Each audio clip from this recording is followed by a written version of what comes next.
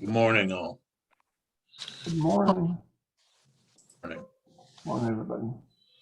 We're going to be on a real tight leash here this morning, time-wise, and we're late getting here because we have an issue with the governor over a different bill that has nothing to do with transitional residents. But I thank you all for joining us this morning.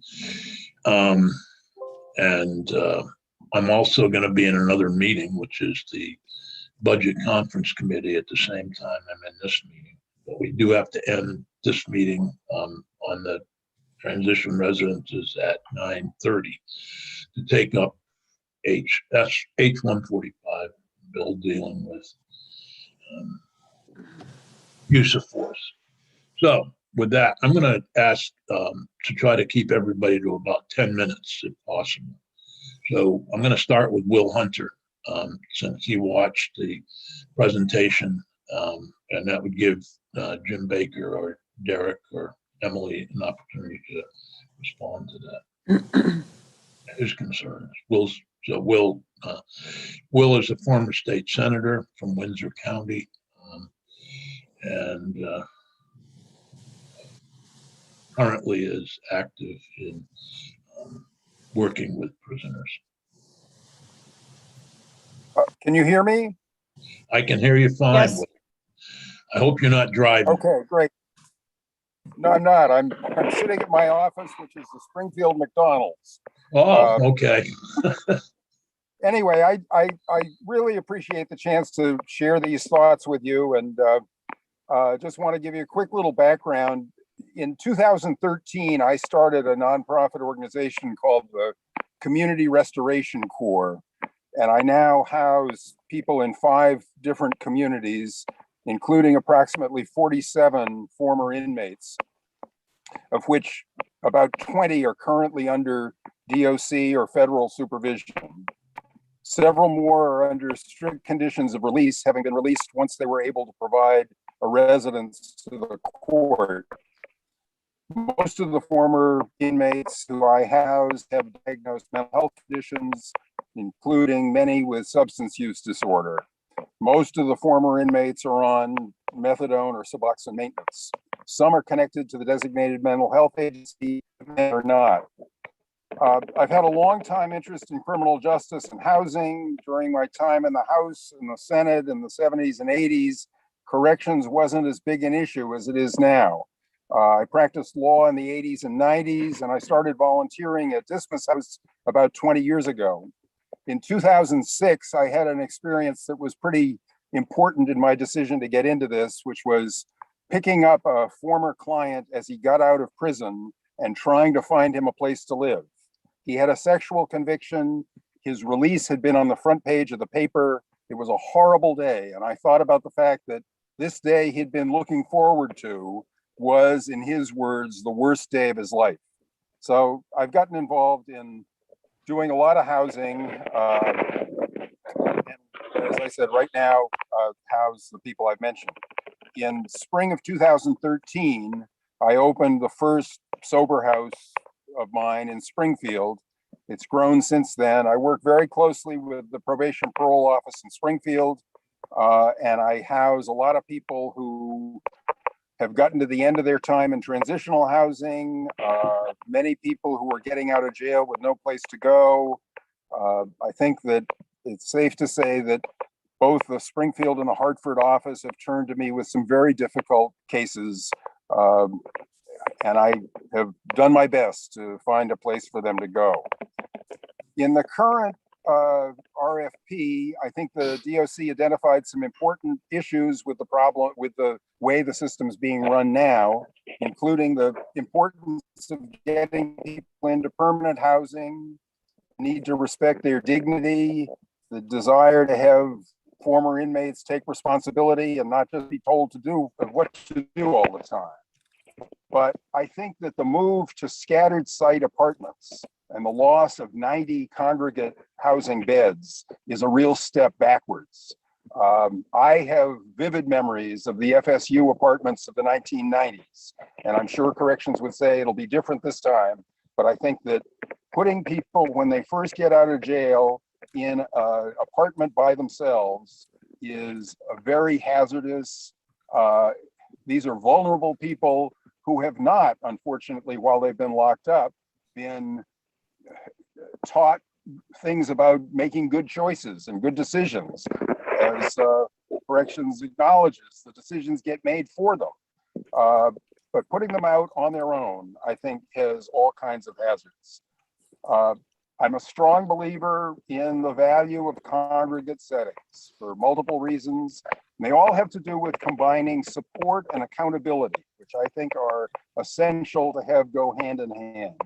There's a world of difference between dropping somebody off in a one-bedroom apartment, maybe giving them some business cards of the community partners who are going to be in touch with them, and as an alternative, showing that person a bedroom in a welcoming house where there are other people who are going to be around all the time.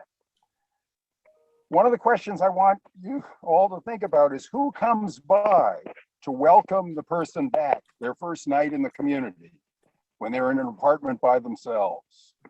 I know who comes by, and it's not the chief of police and the chairman of the select superintendent of schools.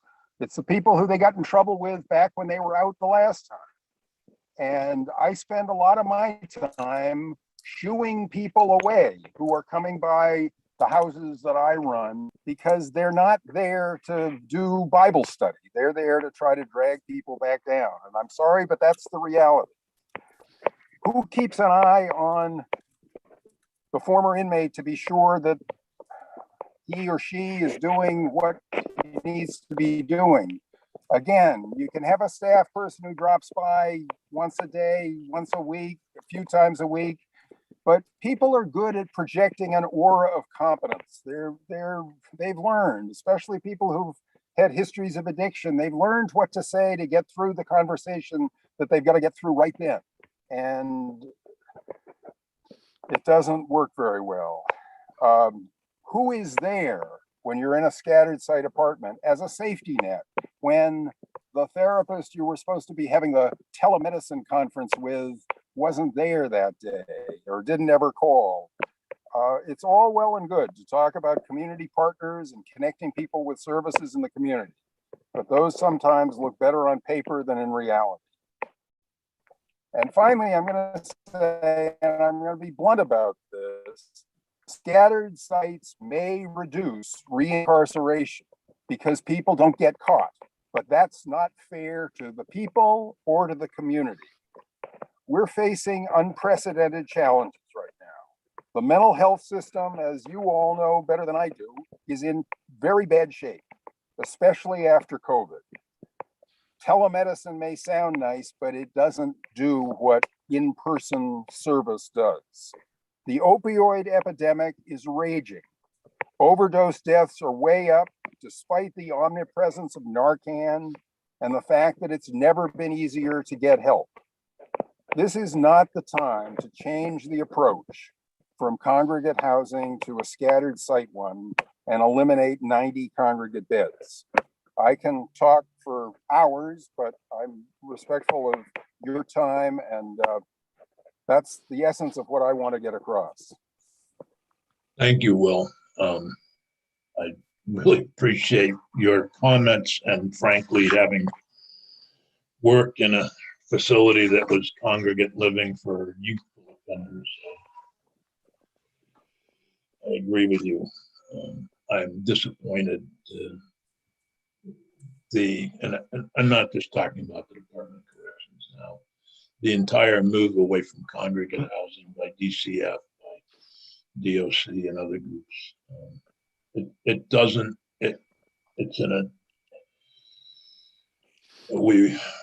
I won't go there, but I appreciate your comments, and I think all of us are concerned about what happens. I can remember the FSU apartments because there was one next to 204 Depot in Bennington when I worked there. And I would frequently see FSU officers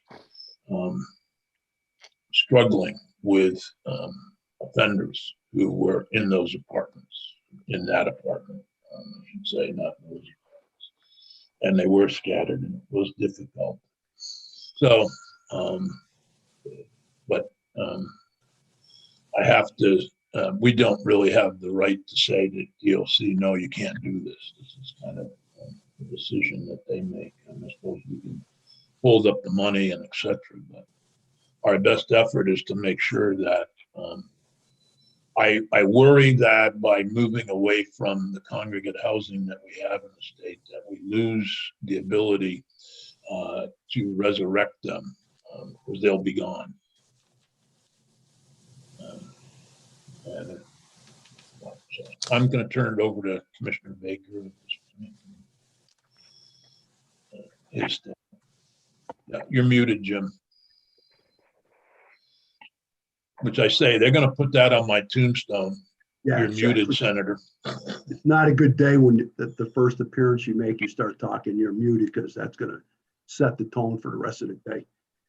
For the record, my name is Jim Baker. I'm the interim commissioner of corrections, and I appreciate an opportunity to talk about this issue. The first thing I got to say, Senator, and I don't want this tone to set off wrong, but this is not the 1990s, and it's not the FSU houses of the 1990s. I appreciate Senator Hunter's comments. I understand exactly where he's coming from, but to equate what the FSU houses, because I remember it well. I was the trooper responding to those places. That was, and we all have to be, we have to remember the history here. The FSU houses in the 90s were nothing more than overflow locations because of the crowding in the jails. And there wasn't the programming that was built into this RFP that went out in this situation. And the next thing I have to respond to is that I appreciate the uncertainty of moving to scattered housing, but we're following exactly what CSG recommended in justice reinvestment. Our criticism has been about technical violations and returning people to jail. And when taking a look at the CSG report, what it showed was the technical violations, the majority of the time, were around the loss of housing. And the loss of housing went back to, many times, the reusing of a substance.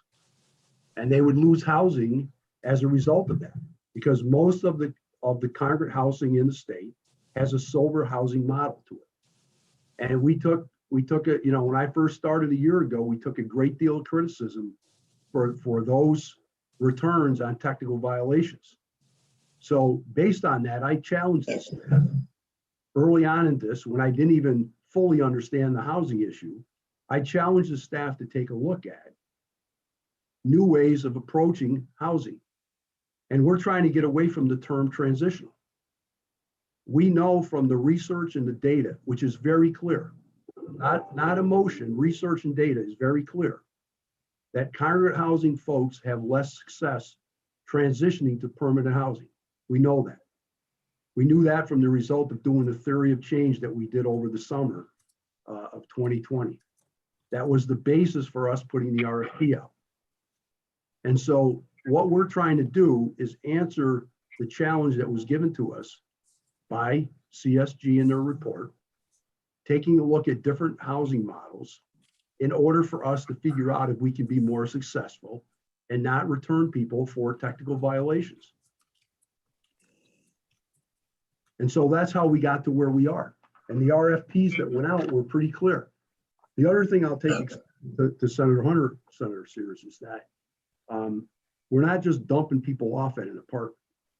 The RFP is pretty clear that the folks that have bidded for and we have awarded contracts to have to put wraparound services around those individuals. And I know already that one of the providers is looking at employing 40 people across the state to provide those wraparound services. And this is where the whole system is going to have to come involved, to include the CJCs in wraparound. And, I appreciate Senator Hunter's comments about the police chief, but let me take back myself when I was the police chief in Rutland. I did greet people coming back to the community as the police chief. And that's the model we need to get to. The community, this is not just a corrections issue, this is a community issue. And the model that we put in place is meant to follow the science and the data and the recommendations from CSG on taking a look at different housing models. Now, we haven't walked completely away from congregate housing. There is still congregate housing mixed in, and we're not walking completely away from it. But in order to balance our portfolio with the money we have, which is about $6 million, 2.1, which is 1115 Medicaid funds, we've been able to do some things we haven't been able to do in the past, which is create other opportunities for housing across the state and locations where we haven't had housing before by going to the scattered model. And I'll point out Orange County, Lamoille County is two locations where we haven't had housing in the past, which we're now going to have housing in order to get individuals closer to their support systems. And yes, I agree that there are certain elements of what we know in corrections that make people successful. One of them is permanent housing. Another one is support, positive support, pro-social support. And yes, there is the danger of going back to where you came from before being incarcerated, that you're going to end up with a population that's going to have a bad influence on you. So I'm more than happy to go into the entire process we followed to include the RFP, the scoring process. My staff spent 14 hours total reviewing these RFPs. We didn't make rash decisions about where we're going. We're following the science and we're following the data, we're following the recommendations from CSG. If there's suggestions that we should be doing something else, then I'm all ears. But when I first got here, justice reinvestment was a focus. And we took that advice from justice reinvestment, created a theory of change, created an RFP, put that RFP on the street, and then spent 14 hours reviewing those to determine if folks were going to be the best fit for what that RFP was. And that's how we got to where we are. And I'm certainly willing to listen to other suggestions, but I do think if we're gonna follow justice reinvestment too, then we got to follow justice reinvestment. I appreciate that was part of justice reinvestment too. I truly do, as a member of that committee and as active in it. As a member of the CSG board, I completely understand that. I think there is something to be. I am concerned about the availability in the community of the supports that are needed, particularly what I see in a mental health system. My local mental health agency will tell you that they're down 4 clinicians because they can't compete with the private sector for clinicians. So if we're relying on that group, for example, to provide supports, and I'm not sure what the wraparound means, Jim. What it means, Senator, is part of the RFP, the folks that are bidding for it are going to have to provide those services. And so will we in some cases try to depend on the designated agencies? Absolutely. A part of the RFP was if you're going to provide the service, then you got to provide that support as part of that service. And that's what was built into the RFP that I think. So the RFP requires a clinician to be hired to work with the folks. I mean, is that what I'm hearing? How do they provide the wrap? I'm not clear. It's not clear to me. I know what wraparound is for young foster children, for example. Senator, if it's okay. Yes, some providers definitely have clinicians. Something is causing a huge backlash. I'm going to let Emily answer that question, Senator. I think she meant. Do you have a second device on? No. I'm not sure. I'm sorry. I'm not sure what's happening with my sound. I apologize. Emily, I think you do have 2 devices going, unfortunately. Yeah. I'm going to try and remove the one. Hopefully that's not going to mess you up. Is that okay? Okay, let me see.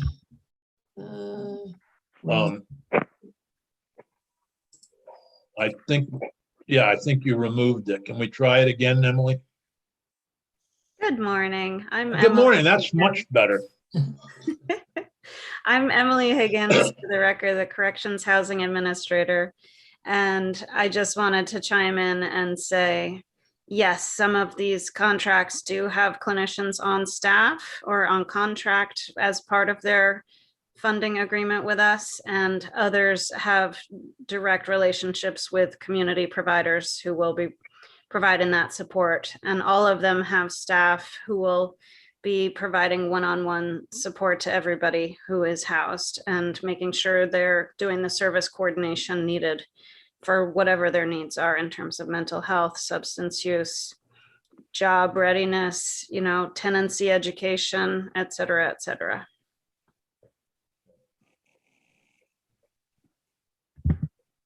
Derek, I know you presented a full PowerPoint presentation to the House Corrections and Institutions Committee, and I'm not asking that for that here, but perhaps as part of our, you could post that so people can look at that PowerPoint. You may want to refer to it in terms of what the plan is, but It is on our website as well. yeah, if we could have Peggy posted on our website, it might be helpful. Right. It is right. I think for both of you, the question is, how does what former Senator Hunter was explaining, how do we avoid that type of situation that he envisions with this new plan? Well, as the commissioner said, Not that congregate living is always perfect, by the way. I'm not suggesting there it is. There are failures there too. So we do have a mix, as the commissioner said, still of congregate living environments as well as scattered site apartments. And the scattered site apartments have an entire team of staff who are checking in on those folks every day, who have a daily meeting between themselves to discuss what people's needs are and what the agenda is for the day and how they're going to support them. Working closely with the probation and parole office locally, with any community providers. So it's really, the Housing First model is a very intensively supported model. It's just that people are in their own apartment and people come to them instead of them having to go to a bunch of different providers. What about the relationship with the landlord? Well, in the case of most of these arrangements, the community partner has a master lease agreement with the landlord. So they provide a layer of protection, both for the tenant that they're renting to, subleasing to, or housing in that apartment. And they protect the landlord by being the leaseholder so that they can intervene if there are issues that arise. Thank you. I've got Senator Baruth, can you take over for a few minutes? Sure.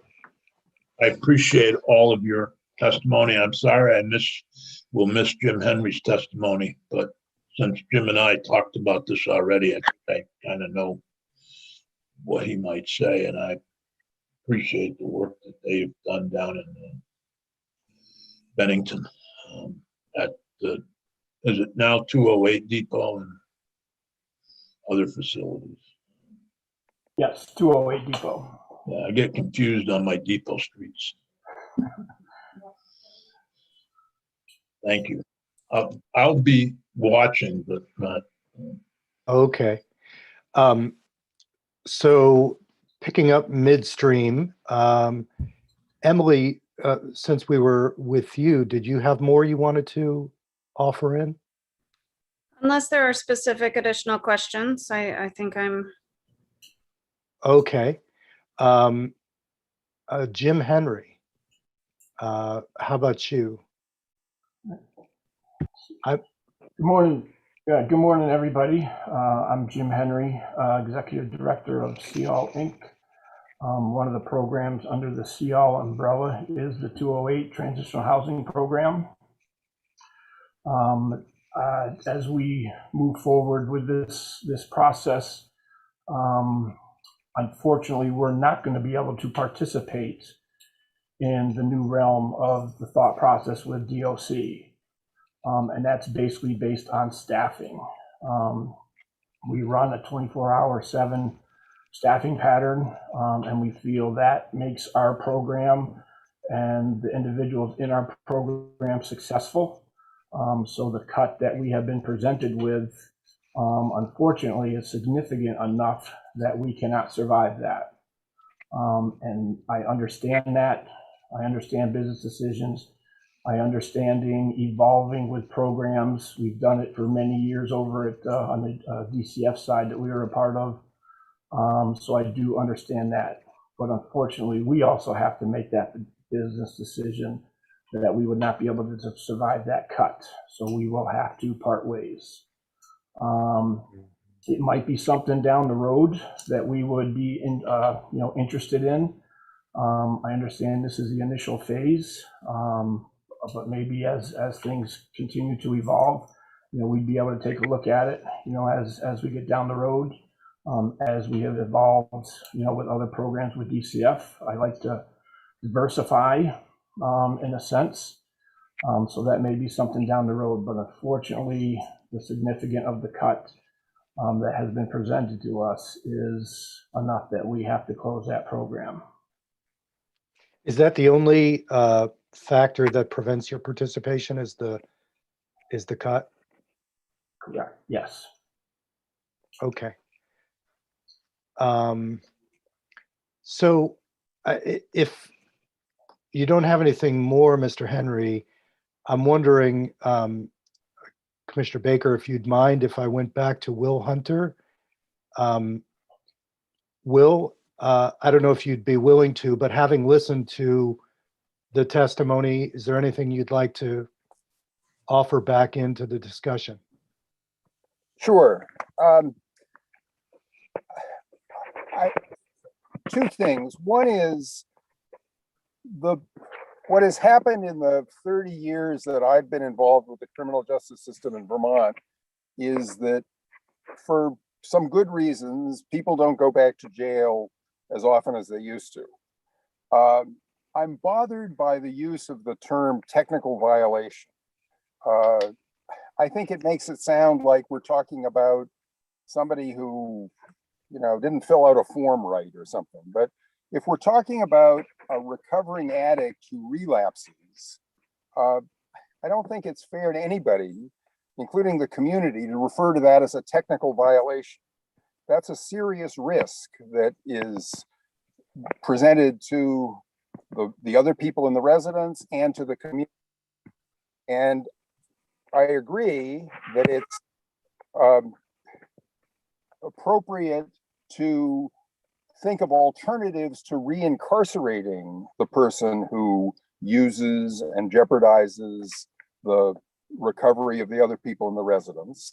But going to a model of scattered sites, and I'm sorry to be so blunt, but the reality is you may have somebody checking in once a day, and you can talk about wraparound services, but the reality may be different from the FSU apartments, but it is going to be a lot easier for risks to get bigger and bigger and bigger undetected when people are in scattered sites. I also just want to say that it bothers me a little bit when we talk about the science of it as if human beings are like water molecules. You can do an experiment with water molecules and they're all the same. But human beings, as I remember the conversation we had in the committee room in the State House when I was on the Judiciary Committee, and we were talking about sentencing guidelines, and Judge Mahady came in and he talked about the fact that every defendant is like a snowflake, is unique. And I remember Chet Ketchum, a senator from Madison County, who said, yeah, and judges are like snowflakes too, and every one of them is unique. So maybe we need guidelines. But there is a limit to how much you can do a social science experiment and say this works and this doesn't work. I just think we should be careful about making what is a pretty tectonic shift of getting away from the congregate housing, getting rid of 90 beds, which is what I think is going to be happening. And it sounds like it'll be more than that because of what Jim Henry has said about they're not going to be able to do the beds that they would be part of. So close to 100 beds in congregate settings are going to be gone. And there's a lot of institutional knowledge, there's experience, there's the relationships with the community partners that the current staff has that are going to be lost. And I think it's a serious risk. Again, the numbers, if we're motivated only by keeping people from going back to jail, this may work, but at a cost to the community. Already, the situation with the people in the local probation and parole offices is that they know that people can't go back to jail as often as they used to go. And so there are some people who get pretty far down the path of their addiction and they're still in the community without meaningful intervention, which is another issue. But I just think that it's important to keep in mind. Finally, I would just say this. I work very closely with the Springfield Probation and Parole Office, and I don't think that this was a bottom-up change. There are many times when somebody from that office will talk to me about housing somebody, and I'll do the research and look into the person's situation and come back and say, you know, I really think that that person would probably be better off in the Phoenix House Rise program rather than in one of my places. And now the Phoenix House Rise program is going to be gone. So I understand where DOC is coming from. I appreciate the motivation that all the speakers have, but I just think this is a serious shift, and I don't think it's a good one. Thank you, Senator White. So this is just, maybe this isn't even an appropriate question, but I guess I have some concerns, some along the same line as Mr. Hunter, but I'm wondering if we're losing 90 beds and the thought is that they would be housed elsewhere. We have a vacancy rate in Brattleboro of 1%. We have people who have Section 8 vouchers who've been looking for housing for over a year. There are no apartments. So my question is, where will these people go? Because there aren't apartments anywhere. Commissioner Baker? I can answer that, Senator Booth, if you would like. Absolutely. First of all, Senator White, I appreciate your observation. And then Senator Booth, it's okay. I'd just like to be able to clarify a couple of things that Senator Hunter said. Please do. Because of what Emily described to you as the relationship, it's not a direct relationship with the tenant. For example, in Burlington, the Burlington Housing Authority is going to be the go-between. They're securing the housing. And so let's be really candid about landlords. And when someone shows up with a Section 8 voucher, let's be real candid about what happens with landlords, about picking and choosing who comes into housing. And that's one of the things that my point I was trying to make earlier about when I was the police chief in Rutland. This is a community effort. This is where we're going to be leaning very heavily on the CJCs as part of this effort of getting people into permanent housing. And it kind of goes back to my point earlier, and Senator Hunter brought this up. We're not dealing with science or data from the 1990s or even the early 2000s. I mean, the research on trauma-informed care is pretty clear now. It's pretty clear about what you need to do to make folks successful, or help them be successful, I should say, not make them, help them be successful as a result of the situation they find themselves in life as a result of being exposed to trauma. The research is light years ahead of where we were in the 90s and early 2000s. And we know that part of that is dignity and self-respect. And that's what we're trying to do with permanent housing. When I hear transitional housing, this is what I picture. I picture a young lady leaving Chittenden who's been in jail, and they've got 2 grocery bags or 2 garbage bags full of clothes. And they go to a transitional housing and they're living out of garbage bags in a transitional housing setting. That for me is not dignity and self-respect. And so we know what the research tells us. We know what the latest research on trauma informed is. And the other thing is, I appreciate, and I do appreciate, because I know that Senator Hunter does a lot of work with our staff in Springfield and Hartford. But on the committee that reviewed these were individuals that worked in the field. We had 2 individuals that sat on the committee. They're probation and parole officers and caseworkers on the ground. This was a bottom-up process. The change of theory was a bottom-up process. It wasn't a top-down process. If anybody knows me and knows my history, I often talk the best changes in the organization come from the bottom up. And that's what this process was. So I really appreciate people's frustration about us going in a different direction. But if we're going to follow the guidance from Council of State Governments, Justice Reinvestment too, then we got to stay loyal to what that research was. And that's what we're doing. Now, let me just talk, and I haven't had a chance to talk directly to Jim Henry, but I do think there's room for us to have conversations. If we get to understand what the financial situation is there, we have room to talk about that. But we got to get an understanding of your financial situation, Jim, to figure out where we can gap that. And I encourage you to work with Emily and Derek on that. And I know that Commissioner Brown is very interested in talking about potentially expanding the youthful offender housing. So, I think there's options there to save your business model if we can just sit down and talk about financials and figure out where your gap is, if we can help out. Will do. I don't have a lot of money. I have some, but between myself and Commissioner Brown, I think we can put something together that can recreate 208 for you. So, Senator Booth, That's very hopeful. those are my comments back. Senator White.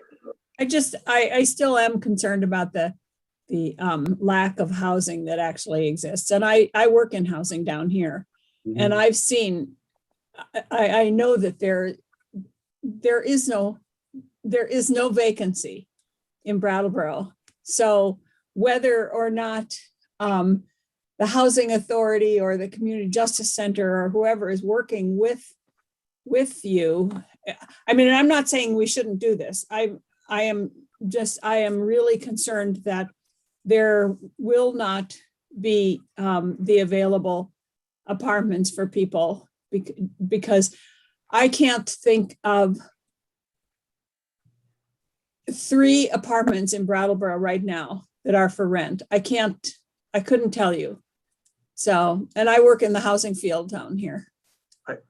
I appreciate it, Senator. I'll say it again. I think I was just briefed this morning by Emily and Derek, and we're making progress already around the state securing apartments. Because about what? We're already making progress around the state securing apartments. We're already making progress securing apartments through people like the Burlington Housing Authority. And I appreciate you're on the ground. I know you're in that business. I understand that. But I often said, because of the housing lot, if you're a landlord and you got a young couple that just had a child or a registered sex offender, who do you think you're renting the apartment to? That's why this model, the theory of change, puts someone in the middle of that in order for us to better manage it. And we know that this is a risk. We understand that. But we're already starting to secure apartments around the state as a result of this move. Okay. Go ahead, Senator Nitka. I just am wondering, this is coming at a time when the state is making the state and a lot of private providers are making a tremendous effort to get placements for all the people who are in motels right now from COVID. And so I'm wondering how does all this kind of mesh with that huge force going on to find housing for those people as well? So how's that working? Derek, do you want to take that one? I'd be happy to address that. My name is Derek Neodefnik.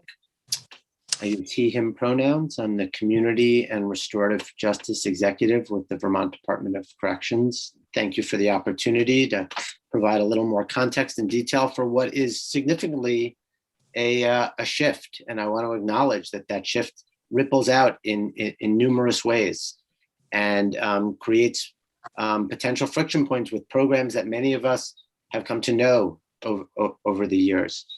To your question, Senator Nitka, in the RFP, one of the prominent characteristics against which programs were scored was clear evidence of the program being connected to the broader homelessness prevention infrastructure in that community, often referred to as the continuum of care. And that is, as I imagine the committee is aware, an intentional, coordinated set of programs that all look at how folks can hopefully be prevented from being homeless. If they are homeless, get immediate services, be rapidly rehoused. And historically, for a couple reasons, one of them being that the HUD definition of homelessness does not extend to folks who are incarcerated. So it kind of puts DOC-funded housing historically as sort of sat outside of the broader professional community devoted to homeless prevention. Historically, there's been kind of no intentional bridging there. What we looked at in this RFP process was show us that the program that you run has a seat at the table and is part of all of these other conversations that are managing that very issue you're talking about, so that if somebody is eligible for other HUD-funded services, that we're not missing that opportunity. We're in fact ported into those structures. And it was interesting and surprising to see in some cases that historically, some of those applicants, and frankly, those were some of the applicants that did not necessarily score well, had no pre-existing connection to the continuum of care. So we elevated that as a criteria to address the specific dynamics that you're asking about. Does that make sense, Senator? Yes, it certainly makes some sense. But the bottom line is, where are the apartments or rooms or whatever? I guess that's the, I know, Neighborhood Works of Western Vermont did an enormous push on to find housing. They had, I think they had been assigned 100 homeless folks, and they were able to find housing, I think, for 84 of them. 84 or 64, I don't remember the number, but it was an enormous push to get those, and they still haven't been able to get for everybody. So I don't know. Yeah, this is definitely part of the conditions that we're aware of and that we are going into. It is our professional belief that by partnering with Housing First agencies that bring landlord relation management, the financial backstop that the state grant presents, and we have also built into these grants what's called a landlord risk pool. So additional funds that really mitigate the risk from the landlord's perspective of excess losses associated. So we're basically using the relational capital that organizations can develop and the financial capital that the state's provided to make a value-added proposition to landlords and experience what we expect to be a greater stability. I recognize that by walking away from those congregate beds, that may at face value seem a little counterintuitive in a tight housing market. However, I just want to take one step back and really emphasize the fact that even though those beds are there, the data tells us that the rate of unsuccessful program exits in those beds was not an effective use of public dollars and not effective for those individuals. We saw a demonstrably higher rate of unsuccessful and unplanned program exits associated with the congregate programs. That put those individuals into a state of crisis and often pre-JRI back into prison. So those are outcomes that none of us want, despite the fact that, yes, those beds are there. So yes, we are courting some risk, absolutely, but we are courting risk in response to the known suboptimal outcomes associated with our historical paradigm. And we're doing it in a way to try to lean into that risk, but not fully, as the commissioner said, step away from those congregate beds, and do that within the context of a balanced budget. Emily Higgins and then Senator White. Sorry, I just wanted to expand a tiny bit on what Derek was saying, in that we already have a number of existing partners statewide who provide scattered site apartments. So we're not starting from zero. I want to be really clear. So for example, in Brattleboro, we have Groundworks Collaborative who offers beds in their shelter as emergency housing. They have beds at several different projects around town, Great River Terrace, the Chalet. They're partnering very closely with the affordable housing provider, Wyndham and Windsor Housing Trust, to develop project-based opportunities that connect people directly with vouchers that result in permanent housing. So yes, we are having to ramp up and increase the number of apartments that we have dedicated for those re-entering the community. However, we already do have a number of those in place. So we're adding 2 or 3 apartments in a lot of places, as opposed to starting from 0 and adding 15. And the net total of apartments and beds that we'll be providing statewide is more than it was last year, more than it currently is. So I want us to be careful about saying we're losing 90 beds. We're shifting capacity in a different direction, but we're actually ending up with more opportunities and more local housing for people in their home communities. Senator White. So do I understand that you're doing this on a not all at once, that you're really, I guess my fear is, for example, in, and I work for the Housing Authority in Brattleboro. So I do know about those partnerships and I know about the housing in Brattleboro. But I guess my question is, if you, for example, close down Phoenix House right now in Brattleboro, and I don't know how many people are living there right now, there aren't apartments right now for those people. And so if it's done on a gradual basis and the beds are only shut down as you find apartments for people, that makes more sense to me than just closing the beds. Because I'm thinking, Commissioner Baker, you said, so if you're a landlord and you can rent to somebody coming out of prison, or you can rent to this nice young couple that just had a baby, who would you rent to? And I understand that having somebody in between there allows the landlord to, but what happens to the nice young couple with the baby? They have no apartment. And so my concern is that we need to do this, as Alice said, on a gradual basis so that there's still 16 people that Senator Nitka was talking about that are looking for houses. And I know we have people in Brattleboro looking for apartments. And I fear that if we just do this all at once, that we will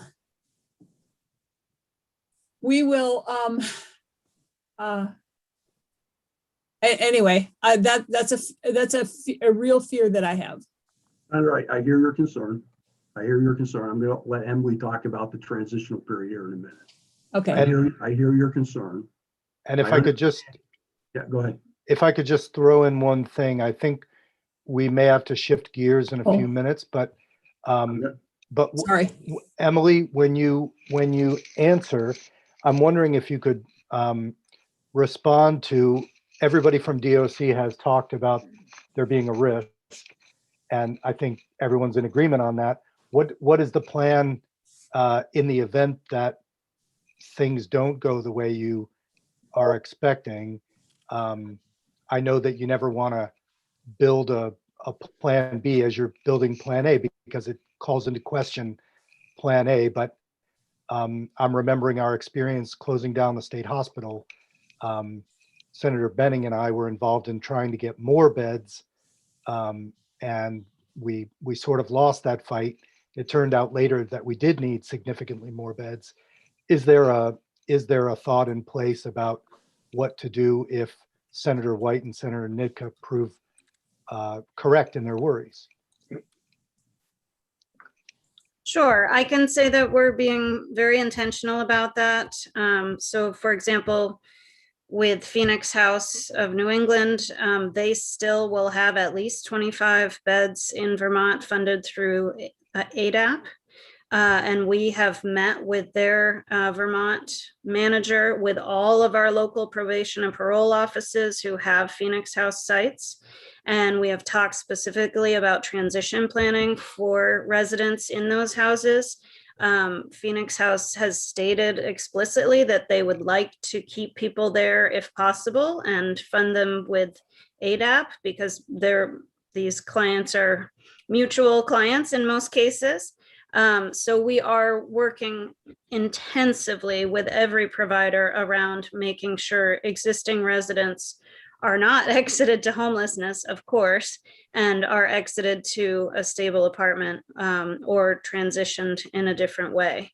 So that's a huge part of the work that's ongoing. And we've been working on that for at least a couple months in many cases, and we'll continue to do that through the transition. So that's our top priority. Thanks. Okay. Well, thank you all. Is there any further questions from the committee? Seeing none.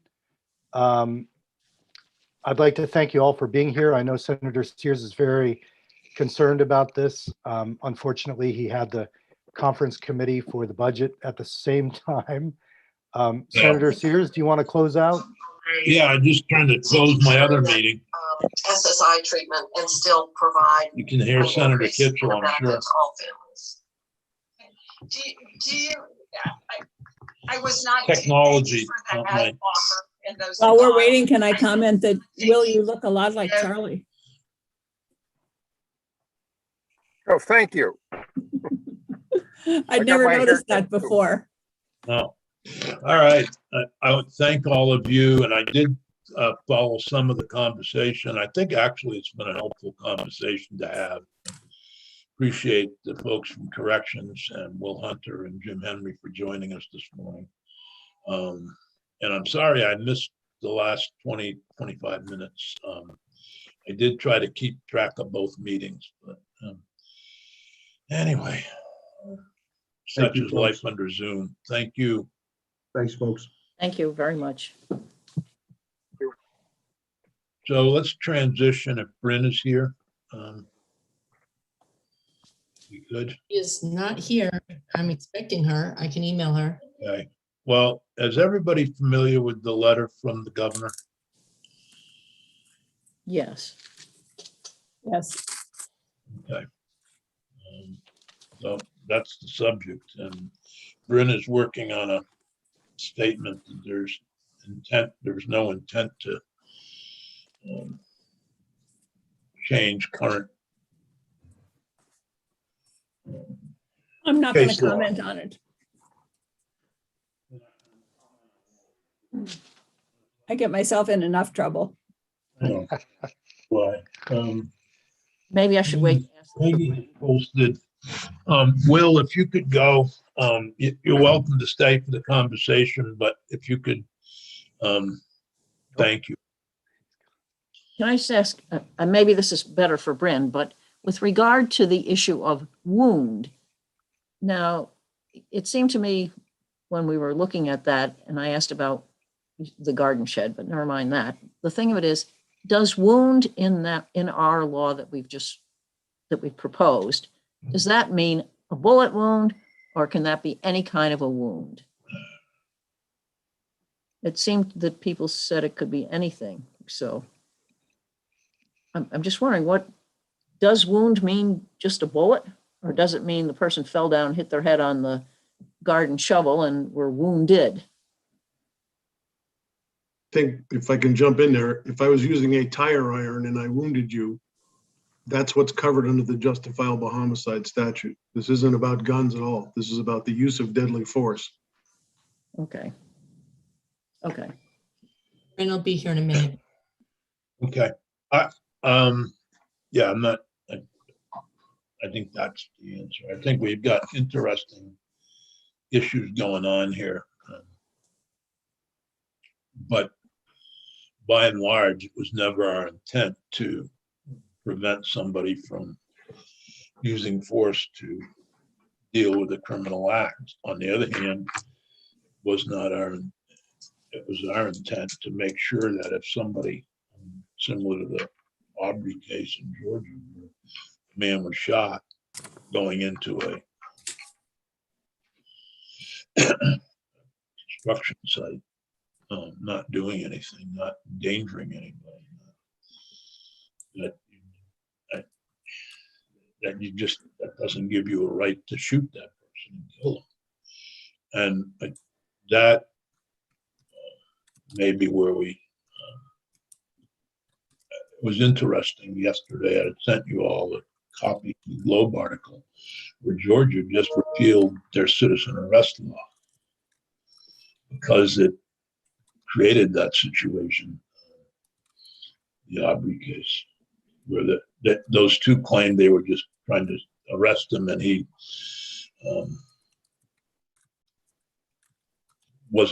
didn't agree to be arrested by two citizens in the back of a pickup truck, so they killed him. If we're waiting, Dick, I'd like to just explain what I said earlier, because some of us on the screen were not present during that discussion. I think we all agree that in that case, what we did here is perfectly reasonable. And that's why I reported it on the floor. And I firmly believe that's exactly what we were intending to do, prevent that very kind of a situation. A burglary where nobody is in peril should not result in a death sentence. And I didn't make that line up myself. That was a woman who was being interviewed after that very case during a protest. And that became very clear to me that had to change. My concern here is not that case, because I think we've corrected that case.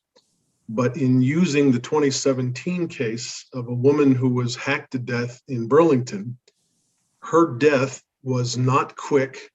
It was a drawn-out affair that started inside a house and was spilled out into the street before people intervened.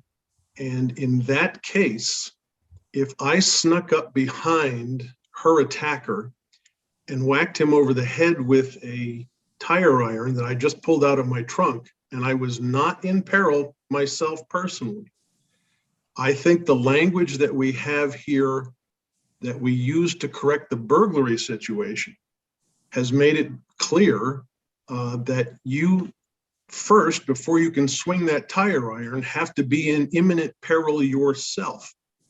I don't think that was what we intended to do. And for myself, I want to make it very clear for the record, that was not what we had intended to do. But that is a credible reading of this language.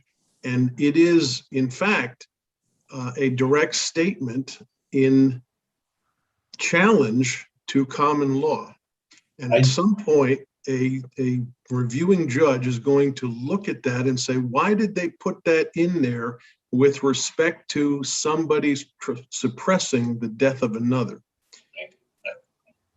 I appreciate your comment. I can't disagree more on what our intent was and what we did. And I think that doesn't matter. Quite frankly, it doesn't matter because the governor has read it the way you read it, or I guess his legal counsel has. I think that's wrong. I think we were in the right place all the time. We were allowing case law to continue to be used. So I think Bryn has joined us, and I frankly, I don't think we made a mistake. I just want to make clear. I think we were clear all along about the types of cases that we wanted to cover, but I think Bryn has come up with an elegant solution that may solve the problem.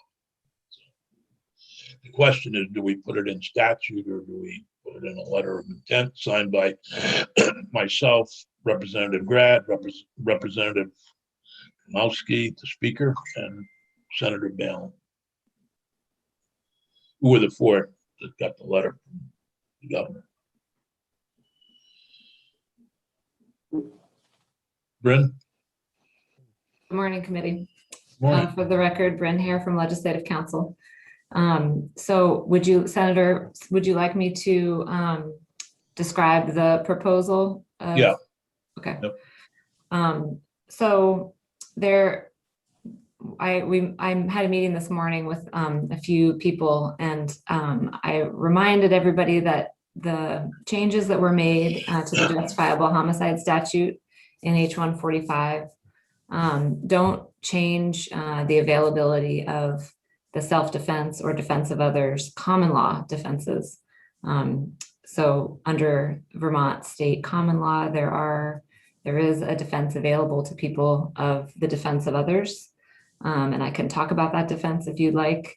But the change that you made to subdivision 2 of justifiable homicide doesn't change the availability of the common law defense of others defense. So I'll await the committee. Would you like me to talk about that defense? Yeah. Okay. So that defense, there's a few cases that interpret what's required by that defense. The court has described it as essentially an extension of the self-defense instruction, in that the actor can do in another's defense anything that the person themselves would have been able to lawfully do, the person being attacked would have been able to lawfully do under those circumstances. They described this prevailing rule for this defense as one that a person is justified in using reasonable force in defense of another person, even a stranger, when that person reasonably believes that the other person is in immediate danger of unlawful bodily harm from their adversary, and that the use of that force is necessary to avoid that danger. And a lot of this is going to, ring pretty familiar because it's similar to the requirement that you put in place for law enforcement in H145. And similar to self-defense, the actor can't use more force than the actor reasonably believes is necessary to eliminate that risk of harm against him. So essentially, we've got kind of a two-part test: that a reasonable person in the defendant's position would believe that intervention was necessary for the defense of that third person. And in such circumstances, as a reasonable person would take them to be, the third person would have a right to use self-defense to protect themselves.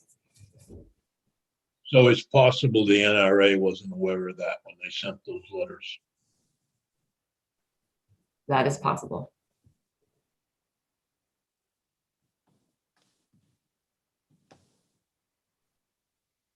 Senator Bruce. So I just want to speak to the process that we're employing right now. The chair mentioned that there were two possibilities: a letter and language to go in statute. We had long discussions about 145. I know the House has as well. That's the way the process should work. We produced a bill that both sides agreed on, that's gone to the governor. I would really find it odd if we were to suddenly generate statutory language and rush it through without that same process. I do agree with the chair that at this point, it's not a productive discussion about who was right and who was wrong. So generating a letter to clarify intent to answer the governor's letter makes sense to me, and I can get behind that. But if we're now going to have a 15-minute discussion about statutory language, then I think we've gone down a bad road.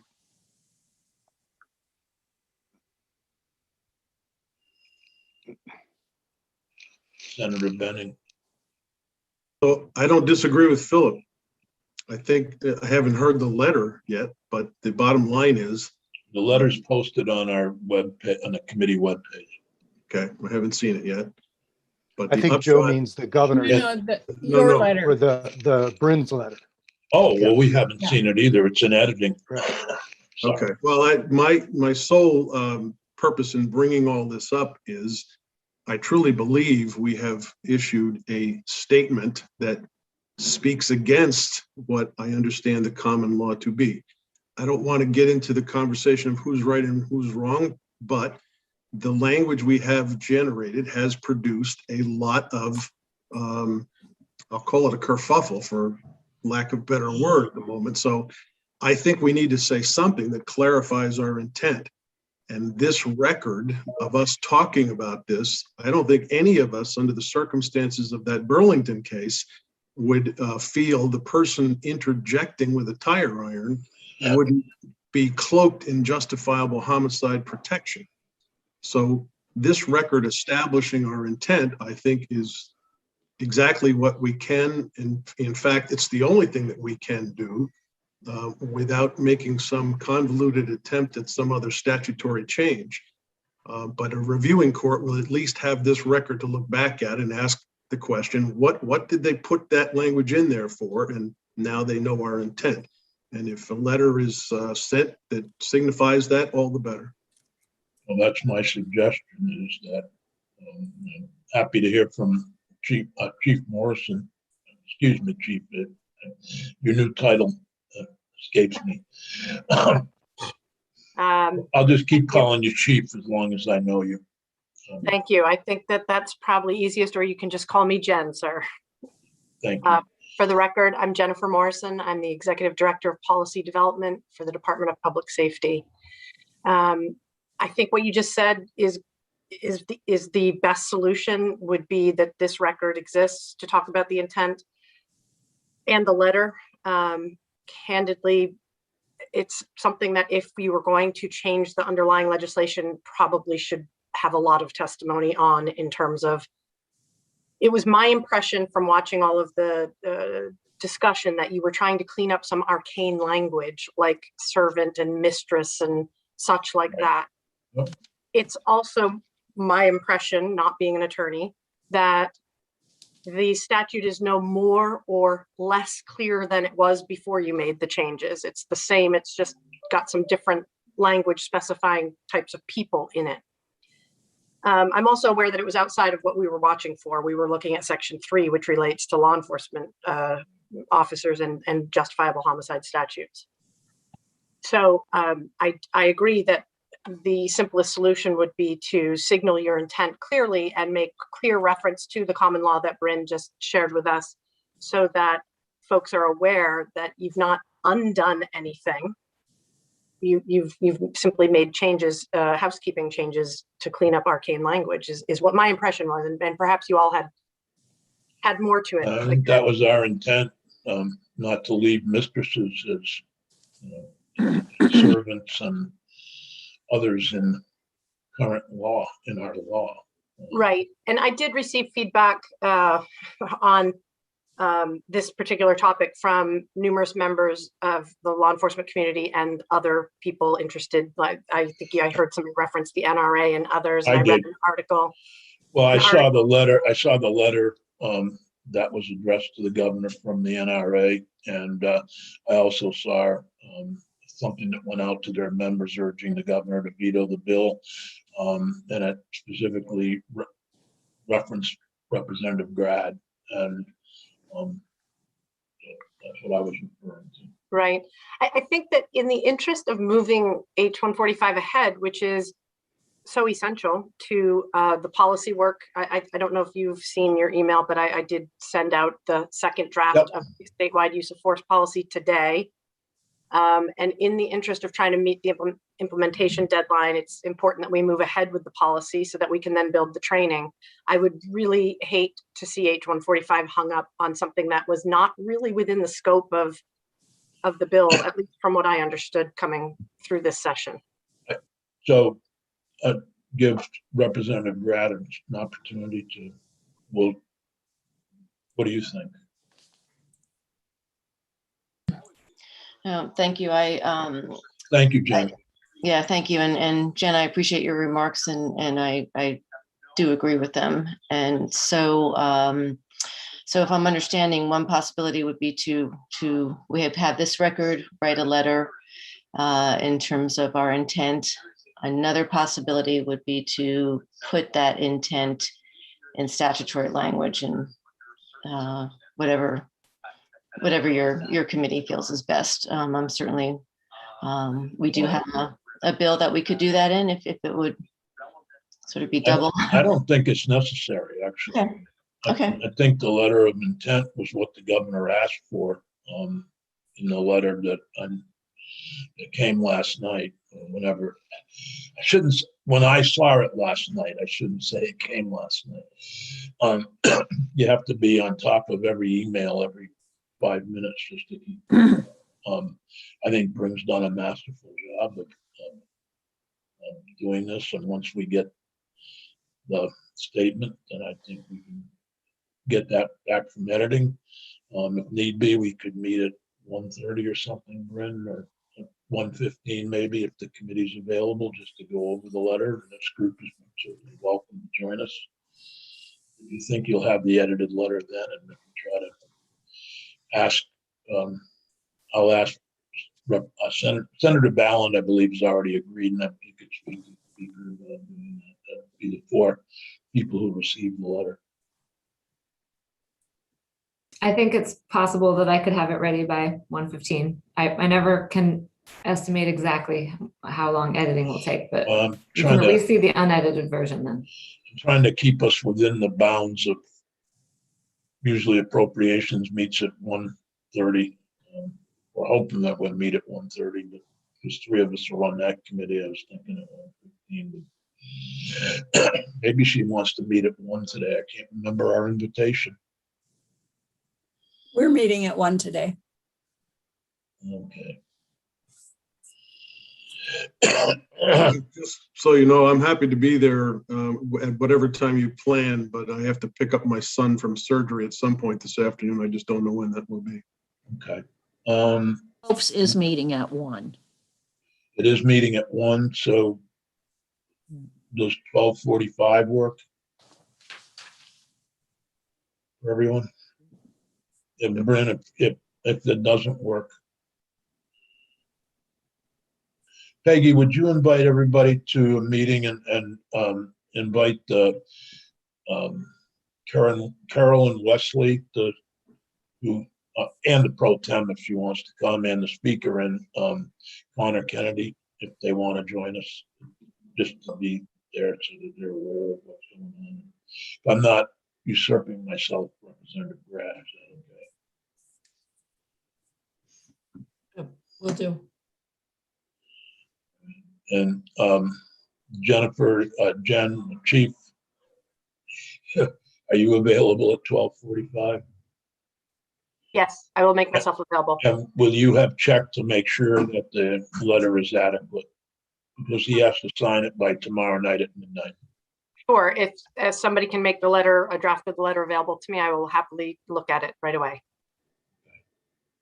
We will try to do that. It depends on when it gets back from editing.